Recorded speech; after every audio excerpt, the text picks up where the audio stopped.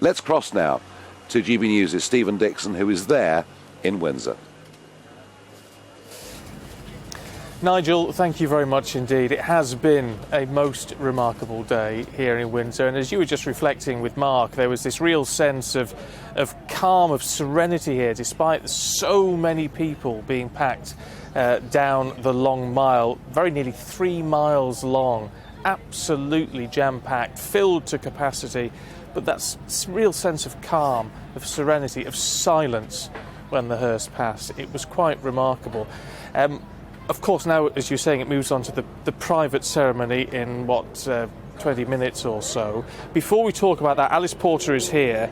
Just reflect for us a little bit, Alice, if you would, about the events of this afternoon, because it has been quite surreal, hasn't it? Just this absolute quiet in a town which has been packed to the rafters. Yes, I think there's something more astonishing when there's a silence in an enormous crowd. And we had the long walk completely packed out to capacity. I mean, we were hearing announcements, were we, sort of saying the long walk is packed, don't come because it's at capacity. And therefore, when you have that extraordinary silence and then each minute hearing the bells of Windsor chiming, you were hearing the gunfire each minute. I mean, to have that with the procession walking oh so slowly, but oh so ceremoniously, it really is extraordinary, isn't it? And we've had that, as Mark was reflecting, there's a more intimate service, which was at 4 o'clock, which was beautiful in and of itself.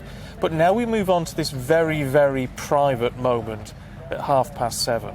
Yes, I think it's interesting because we've got the different stages and the different facets of the late Queen. We've had the big grandeur of a state funeral, which we've not seen since Sir Winston Churchill, and then we've had this procession here, then we've had a slightly smaller service here at St George's Chapel, and now the whole process becomes a lot more personal, so personal that no one else is allowed in, that this is just for the family. And it's important for us to remember that the heart of this is a family who are not only grieving but also coming to terms with a very different situation, and I think we saw that from King Charles in the service here at St George's Chapel when there was God Save the King resounding round the beautiful building there. You did see he looked quite emotional there, and it's not just mourning the death of the monarch and the death of his mother, but also a whole new chapter for him and the royal family. Isn't it interesting, though, that we have had this remarkable 10 days. It has been remarkable. We've never seen the likes of it before, never in most of our lifetimes.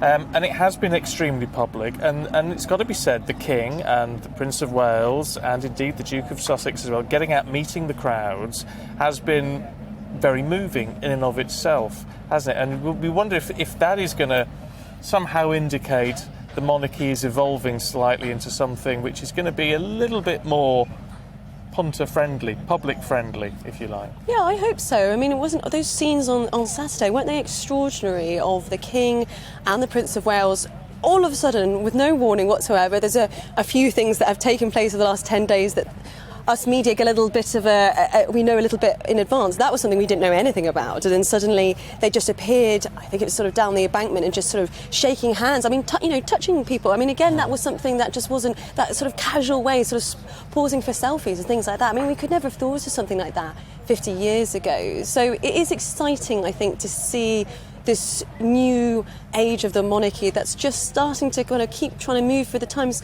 and look, and they've been rewarded with it as well. And I think that's something that so many people have sort of said, what we have here is a loyalty that comes from many people genuinely, and you kind of can't manufacture that. And I think it has been extraordinary. I think Nigel was sort of saying there in terms of the last 10 days, those sort of values, that actually because the monarchy has moved with the times, and they've had to, but they've been very much rewarded with it over the last 10 days, and that people have been camped out in their droves and queuing for 24 hours a day. I mean, kind of who would have thought that would have been possible? And it says so much, not just of the British public, but also of the way in which the monarchy has evolved so that they're still loved by so many people. Yeah, indeed. Alice, thank you. I mean, I think that really is the sense that we've had, certainly from the people getting in touch with the GB Views. As you know, Nigel, this huge respect for the Queen, but also love for the King moving forward. And let's hope we all bear that in mind as he prepares with his family now to say that very final and very private goodbye